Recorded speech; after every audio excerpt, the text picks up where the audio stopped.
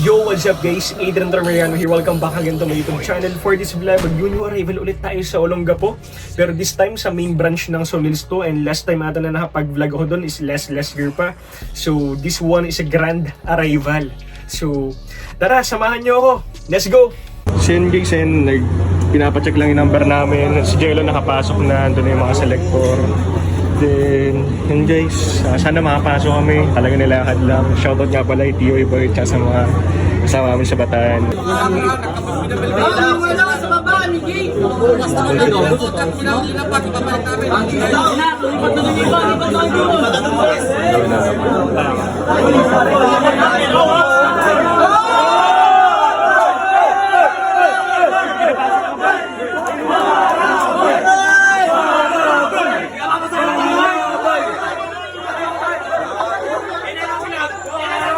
Pinapasok na guys.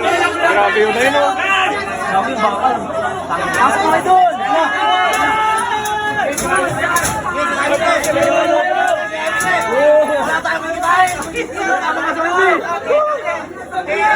Ayup! Parang mo yan. Ayup! Tara na. Dahil pre, teka lang. Sige pre, mabubusan na dito.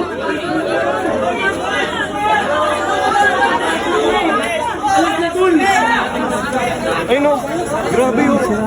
Sige, ayun na. Balik!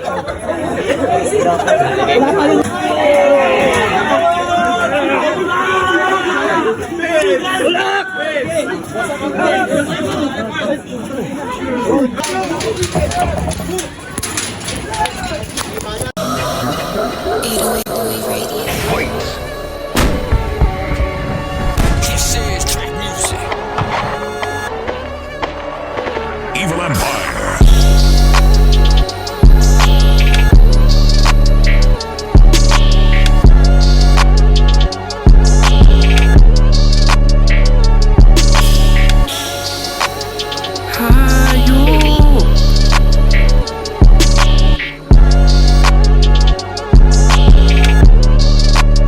Mixtape Mastermind.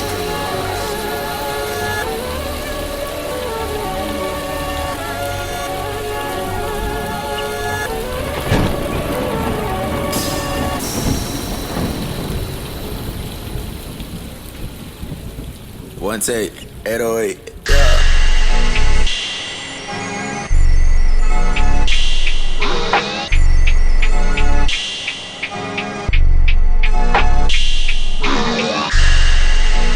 Got your trap on lock.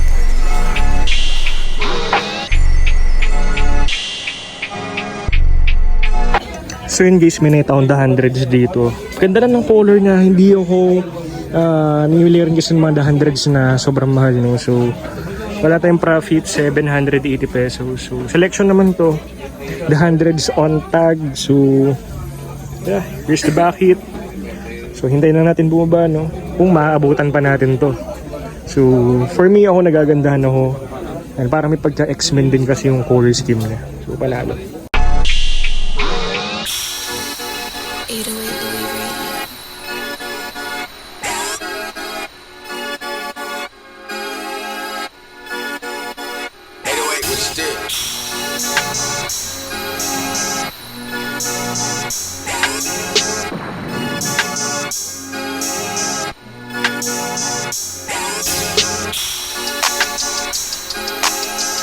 Bayaran ka ba? Wala na uwa. Ito na yun, sa taas. Grabe, guys, oh. Slam dunk ko. Etong vintage. Grabe, ang ganda niyan. Hanep. Ano yung tag, bro? One end guys. Anong likod?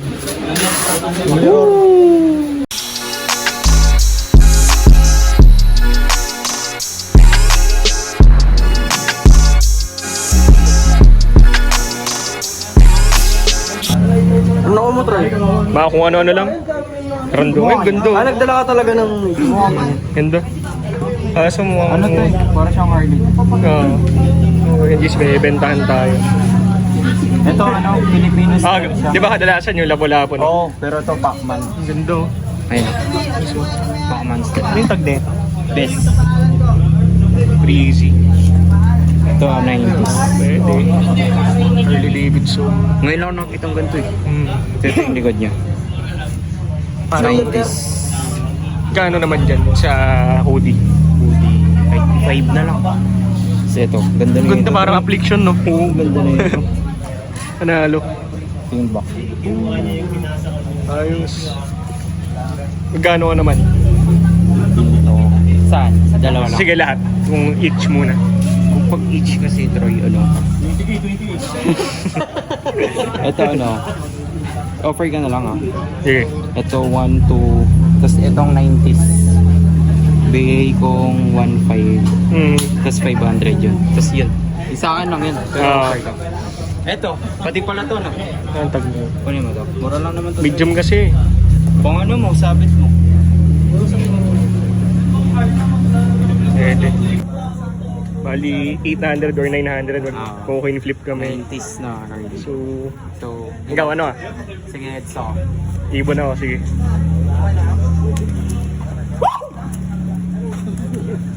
Sige, Jinan. Congrats, pre. Congrats. So yun guys, at nakauwi na nga tayo. Isa lang masasabi ko, hayop! Di real talk mga boss, sobrang hayop talaga ang nangyari sa arrival na yon, and puro hayop yung mga nakuha ko. Yung mga presyo, puro hayop din. So tara, isa-isahin natin. So first, may nakuha akong The Mountain. So here it is. You can see, no, ang ganda ng graphics niya. Tsaka ang kit niya, ayan, kitten. Then on the Mountain 3rd Gen on tag, size large to. Then wala siyang bucket visual, pero para sa akin, good size large talaga siya. Kadalasan ng mga The Mountain talaga is mga mahaba yung length. So ayun, para sa akin panalo to. Next, The Mountain ulit. So we got here is a dog The Mountain. Hindi ako familiar sa breed nito. And The Mountain on tag, good size, small on tag, pero pasok sa large yung fitting. Hindi ko alam kung bakit gano'n, halos same sila ng fitting ng kitten. So, masasabi ko 9/10 yung condition nito kasi walang crack prints at saka napaka linis ng print, no? And 2011 copyright ng The Mountain. So, abangan nyo din sa live natin. So, we got here's Lion on a tag of high definition Rakchang. Then, ito yung pinakalikod. And usually kasi pagkapareho yung harap tsaka likod niyan, pero ito kakaiba eh.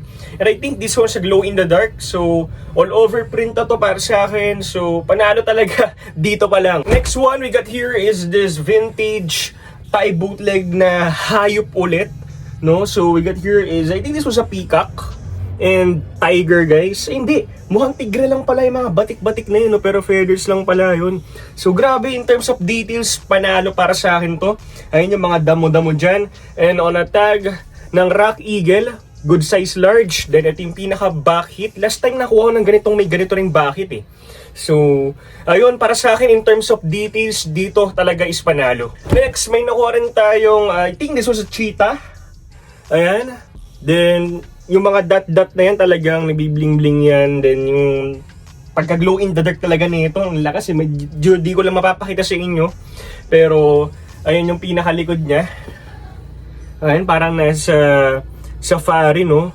So on a tag din ng Rakchang, size large. Ako na-appreciate ko lang talaga yung mga ganito, no? So sa iba, mababaw to mga ganitong graphics. Para sa akin, na-appreciate ko yung art na ginagawa nila dito. Next one, ito hayop naman talaga to eh, 'di ba? Spider-Man.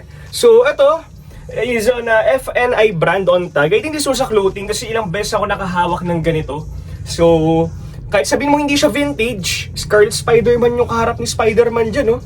'Di ba? At saka yung Spider-Man version dito is McFarlane version, and guys, grabe. Ganda ng graphics, pagka vintage vibe siya.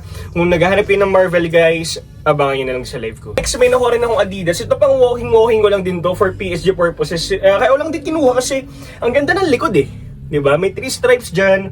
Then, ito kasi mga talagang comfortable na pang walking, pang jogging, no? So, panalo for PSG. Next, may nakuha rin tayong Carti. This one's a full scale matic yan. Alam nyo, nagkukulik ako ng full scale sa mga nanonood ng vlog ko dyan. Grand Prix dito, we got here is this RX-7. Ito, nakikita ko to dahil sa Most Wanted, doon naglalaro sa PSP. So, katag lang siya ng full scale. So, nag-ano ng mga GDM carties and mga carties na talagang malulupit. Abangan nyo sa live natin to. So, ito nga pala yung napanalunan ko sa coin flip. Ayan. Number 8, Harley Davidson. Ito, masasabi kong bihira or rare na to, mga boss. Kasi racer to eh. Hindi ako familiar sa racer na to, pero Scott Parker ang pangalan niya. Search yun lang din. Ayan, pero nilagay siya dito sa Harley Davidson, no? So, feeling ko sponsor siya ng Harley Davidson. So, kung isipin niyo, meron din palang Harley Davidson Racing, no? So, malawak talagang Harley. Na Harley Davidson hard tag, beefy neckline, 2XL on tag, pero dinames ko na to nasa 24 to 30 dimension. So, ito yung harap, then ito yung likod. Boom! Hayop, malala talaga. Ayan. Agila lang na mas may classic na Harley Davidson bike dyan. Ayan, Janesville, Wisconsin, USA. And last but not the least is this one. Woo! John Cena lang naman. Diba? Napakasolido. Oh, nakikita nyo ba, mga boss? O sige, pakita natin to in 3, 2, 1! Grabehan na to, mga boss! Guys, ito na siguro yung pinakamagandang nakuha ko. I-roll ko lang muna sa inyong gano'ng habisa yung graphics niyan. So, this one's na title on tag. Ayan. Sa base ng mga napagtanungan ko, this one is Thai bootleg, no? Mga around 2005 na release. Then, here is the back hit, yung signature niya na You Can See Me. No? And Dead's Foundation as well. Nitry ko na siya i-dry rat, di naman siya dry rat. Talagang bagong-bago talaga, no? So, this one is a good size XL. And alam nyo ba guys, ang story na ito is tapos na ako makapaghanap talaga. Pumunta ako talaga sa mga vintage section. Then, ito naman na selection to. So, nung pumunta ako doon, mga 1 hour na rin, no? Nung nag-arrival, talagang nire-revisa ko na lang talaga. Pagpunta ko doon, syempre ako maasa ko na may makita pa rin ako, di ba?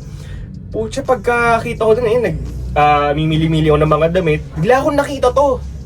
Noong una akala ko youth size, kasi kadalan sa mga ganun, di ba, iniwan yung mga youth size sa wrestling tee.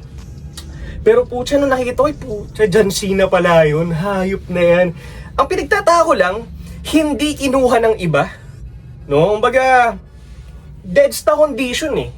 Man dimensions eh. So, baga napag-isip ako, bakit hindi nila kinuha? Siguro, ang reason is, hindi siya wrestling on tag, pwedeng ganun. No? Which is, di ko rin masisisi. Pero guys, ako, once na ma-appreciate yung graphics, sabihin mo hindi siya wrestling on tag, panalo pa rin talaga. Or pwedeng, paano ba? Yun nga, hindi official. Pwede rin, di siguro sila nagagandahan. Pero guys, meron akong kasama na nag-check na daw siya sa rack na yun. Which is, kung saan ko nakuha to, hindi niya naman daw to nakita. So, ayan na magic, di ba? So yun, no? Ito na siguro pinakamagandang nakuha ko sa Okayan, John Cena, and farewell tour niya rin kasi. Pero yun, PM nyo ako kung gusto nyo to, mga boss. And yun guys, dito ko natatapusin tong vlog natin. Maraming salamat sa lahat ng support sa akin guys.